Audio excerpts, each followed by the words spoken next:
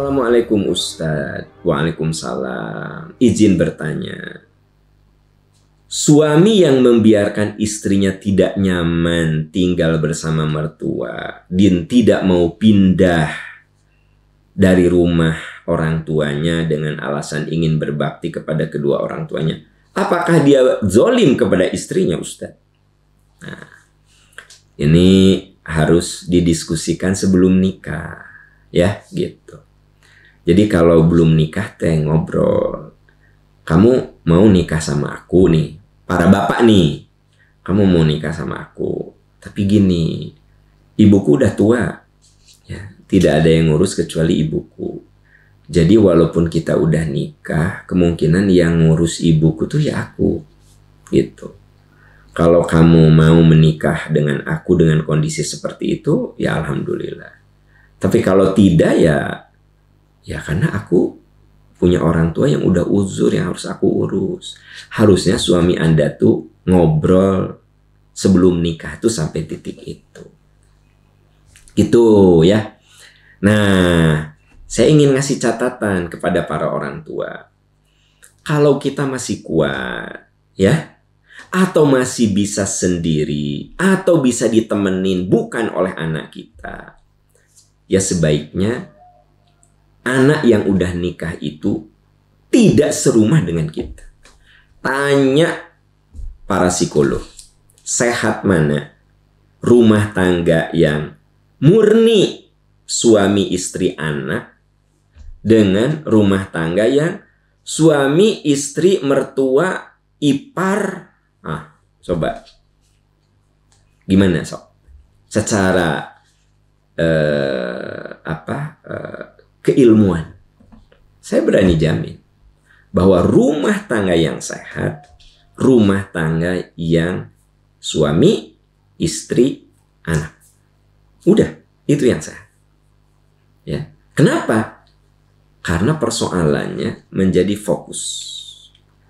Tapi rumah tangga yang di situ ada mertua, ya, artinya serumah gitu dengan mertua. Sebaik-baiknya mertua, sebaik-baiknya orang tua, tetap aja, ya, dia adalah bukan suami, bukan istri. Iya nggak? Makanya nih bagi para orang tua, mohon maaf, kalau kita masih kuat, ya, katakan, sok nak, mama bisa sendiri. Sok nak, mama ada pembantu. Kamu berumah tangga. Terserah mau ngontrak. Alhamdulillah kalau kamu beli rumah. Kita sebagai orang tua harus begitu. Karena anak kita nggak akan berani nanya, ya, mah, kalau mama ditinggal sama aku gimana? Nggak akan berani ngomong gitu. Kita yang harus ngomong sebagai orang tua. Ya. Gak berani anak saya ngomong. Saya yang harus ngomong. Supaya rumah tangga kamu sehat. Ya. Bukan papa ngusir ya. Kamu ingat. Supaya rumah kamu sehat. Rumah tangga kamu sehat. Sok, kamu belajar berumah tangga. Terserah kamu mau ngontrak. Atau syukur-syukur tuh rumah yang di sana. Papa kasih ke kamu. Hibah. Pakai. Nggak usah sama papa di sini. Gitu. Kalau kita mampu ya Pak ya, Pak Bu ya. Bila perlu kasih rumah itu anak. Jangan nempel, jangan ada di rumah kita. Gitu. Nah biasanya kadang orang tua gini, rumah teh kan gede atuh teteh. Udah dengan mamah aja. Persoalannya bukan gede. Persoalannya adalah pola komunikasi, pola pendidikan itu beda. Ya. Saya mendidik anak itu berbeda dengan anak saya mendidik anaknya. Zamannya beda.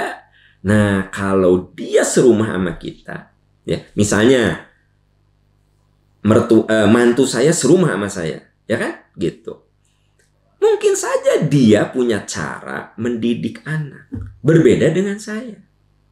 Ya nggak sih? Yuk kita berpikir pelan-pelan lah. Maksudnya gini, jangan sampai Bapak, Ibu, terutama para orang tua tersinggung dengan omongan saya. Coba pikirkan dengan jernih, ya. Dengan jernih gitu loh. Jadi kalau anak kita berada di rumah kita, Bapak, Ibu, dengan istrinya, ini persoalannya jadi banyak gitu loh. Kebayang nggak? Anak kita tuh kudu ngadepin istrinya, kudu ngadepin orang tuanya, istrinya kudu berhadapan dengan mertuanya. Udah gitu selera mertua itu berbeda dengan selera mantu. Udah gitu cara mendidik mertua itu berbeda dengan cara mendidik mantu. Udah gitu teh mertuanya ikut campur ngedidik anak. Mending kalau cocok cara mendidiknya. Gitu. Kalau orang tuanya mah tidak semua diberikan kepada anak. Anak minta permen, nggak boleh nak. Ya. Hari mertua atau neneknya, kasih aja atuh neng, cuma permen, cuma coklat. Hancur tah pendidikan. Gitu. Udah sayang, jangan nonton TV terus, matiin. Kata nenek nate, ya atuh udah hari libur iya, kena antep, biarin atuh. Coba Anda lihat. Jadi hancur gitu loh sistem tuh. Nah jadi maaf ya, ini saya ngomong dari hati ke hati saja. Asli kalau saya sebagai ayah dan sepakat dengan istri saya bahwa kalau anak menikah keluar dari rumah, tega, ya kudu tega. Keluar dari rumah, nggak boleh serumah. Nah, apakah anak kita di luar rumah itu ngontrak? Sok. Kalau kita ada rejeki, kita kasih rumah, sok. Jangan di rumah ini. Gitu, Bapak misalnya, Ibu rezekinya bagus, sok tuh. Rumah yang di jalan ini untuk kamu. Hibah. Jangan di rumah ini. Bagi yang rezekinya bagus. Bagi yang rezekinya tidak bagus, ngontrak. Sok, jangan di sini. Tega. Tapi dengar ya, itu akan lebih sehat. Nah, makanya di sini nih persoalan relasi mertua mantu jadi ribet. Dan ini pertanyaan banyak, teman-teman. Banyak. Ini hanya salah satu saja. Jadi persoalannya sebenarnya di orang tua menurut saya. Ya. Dan kita sebagai suami nih, bapak-bapak, ingat loh, ya, kalau gini nih, kalau istri saya ada di rumah, jadi gini, kalau saya kan ada di luar rumah, istri saya di rumah, terus-terusan dengan ibu saya, alias dengan mertuanya, kebayang nggak? Kita tuh sebagai suami kudu memikirkan perasaan istri juga gitu. Nah, ini memang menjadi kompleks ya persoalannya. Aslilah kompleks. Tapi yuk kita berpikir secara jernih, jangan emosional ya. Terus jangan marah. Kalau gini, Bapak, Ibu, kalau udah nikah saya mau keluar dari sini. Hah? Kenapa? Ini rumah gede. Memang rumah gede. Jadi Bapak, Ibu jangan suka nahan anak yang mau berbuat baik. Emang kamu udah punya rumah? Enggak, Pak. Aku pengen belajar aja, mau ngontrak. Untuk apa ngontrak? Rumah ini gede tuh, ada 10 kamar tuh. Jangan begitu kita sebagai orang tua. Jangan. Iya sok, kamu mau ngontrak. Ngontrak. Gitu. Gitu. Supaya anak kita mandiri. Supaya pola relasi komunikasinya sehat. Nah, kita sebagai orang tua, sekali-kali anak itu tidur di rumah kita, ya nggak apa-apa tuh. Ya nggak? Sekali-kali tidur di rumah kita tidur di rumah anak. Nah, itu membuat lebih damai gitu. Ya, mau tidur di si AA gitu. Mama mau tidur di situ malam minggu boleh nggak? Ngomong dulu, jangan ujug-ujug datang. Bisi dia teh ada agenda juga. Jadi indah gitu. Nah, terus dengar baik-baik. Kalau anak kita sudah menikah, jangan tiap hari datang ke rumahnya. Jangan. Ya, kebayang nggak? Anak saya teh sudah rumah tangga. sudah ada rumah tiap hari atuh dari jam 7 pagi sampai jam 7 malam ya. Di rumah anak aja. Mama mah nengok. Masalahnya everyday Anda teh. Ngerwe atuh jadi masalah. Ya enggak sih? Nah, jadi gini deh, teman-teman. Kita lagi cerita tentang pola hubungan yang sehat antara orang tua, mertua, anak, kan gitu, ya. Sekali lagi Anda boleh setuju dengan omongan saya, boleh juga tidak gitu. Tapi yang saya sampaikan ini berdasarkan yang saya baca, berdasarkan yang saya diskusikan dengan para psikolog, berdasarkan hasil seminar, ya. Bahasa kerennya based on evidence, kan gitu. Based on evidence ini. Jadi saya ngomong tuh bukan ngasal gitu, ya, begitu. Nah, tapi based on evidence. Artinya, saudara-saudara sekalian, ya, kalau anak saya udah punya rumah, terserah mau rumah pribadi, mau kita kasih, mau ngontrak, ya sebagai orang tua teh, jangan tiap hari datang. Tiap hari gitu. Jam 7 geus datang, kan gitu. Balik jam 7 malam, jam 7 datang. Kata orang Sunda mah sarua wae atuh gitu. Biarlah ada satu wilayah privacy gitu.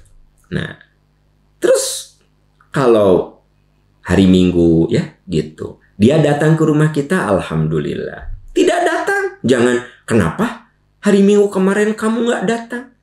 Nggak usah gitu. Kita sebagai orang tua itu kudu melepas, ya. Dan tidak boleh kalau orang tua kita, anak kita misalnya, anak saya gitu misalnya, ya, saya lihat di Instagramnya staycation misalnya di hotel apa, ya, nggak boleh gini, teteh mending nggak ngajak papa gitu, teteh mending nggak ngajak mama, nggak usah gitu. Udah gitu teh, mah, insya Allah nanti hari Minggu aku mau bawa jalan-jalan ke Taman Safari. Ih, mama ikut. Jangan. Kalau nggak dibawa, sok ulah ilu begitu. Jadi, kalau misalnya, mama mau ikut nggak? Ya, mama mau. Baru. Ini mah, mama ikut dong. Apa kita teh? Anak kita itu ingin ada privacy. Bener nggak sih? Nah, ini problemnya di orang tua sebenarnya. Ini problemnya di orang tua. Terserah Anda, para orang tua, mau marah ke saya, mau tidak setuju. Saya cerita based on evidence. Berdasarkan hasil riset. Riset psikologi, ya. Riset kesehatan mental. Dan berdasarkan aturan agama. Kalau saya sebagai ayah, ijab kabul dengan mantu saya nikahkan putri saya, bla bla bla, kata mantu saya terima, artinya saya sudah serahkan anak perempuan saya bermakmum kepada mantu saya. Saya tidak boleh banyak ikut campur, gitu. Awas ibu-ibu, kalau datang ke rumah mantu teh jangan, neng, kenapa hordengna merah? Asa teh cocok kata mamah mah. Jangan ngomong gitu. Biarin mau merah mau hijau, ya kan gitu. Neng, kenapa meja makan tuh bentuknya bulat? Dah ini mah cocoknya teh jangan bulat atuh. Jajaran genjang atuh. Ibu nggak boleh ngomong gitu sama mantu. Biarkan saja. Ya, begitu. Nah, kita itu hanya boleh menegur anak kita, mantu kita yang sudah berkeluarga, urusan ibadah. Ya, teteh, kade, sholat. Nah, gitu. Anak kita bawa mobil baru, alhamdulillah. Udah dikeluarin zakat belum nih? Gitu, ya. Itu aja wilayah kita, jangan ikut campur. Nah, ini jadi panjang teman-teman sekalian, karena asli loh, asli ya. Pertanyaan yang mirip-mirip gini tuh banyak gitu. Jadi sama saya dibaca, jadi udahlah 1-2 aja yang saya munculkan untuk mewakili. Ini persoalan ini. Ini persoalan yang jangan Anda kira ini teh persoalan sederhana loh. Ini persoalan complicated, rumit itu. Ya. Jadi anak kita kadang-kadang tidak bahagia itu karena orang tua masih ikut campur. Mertua masih ikut campur. Gitu. Biarkanlah. Kenapa? Dan kita juga jadi dewasa, jadi bijak, itu karena ya mertua kita dan orang tua kita tidak banyak ikut campur.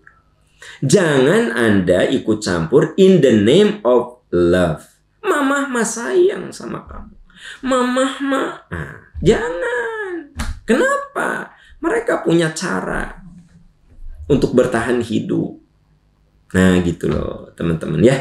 Maaf ya, saya rada-rada panjang lebar nih jawab pertanyaan ini ya.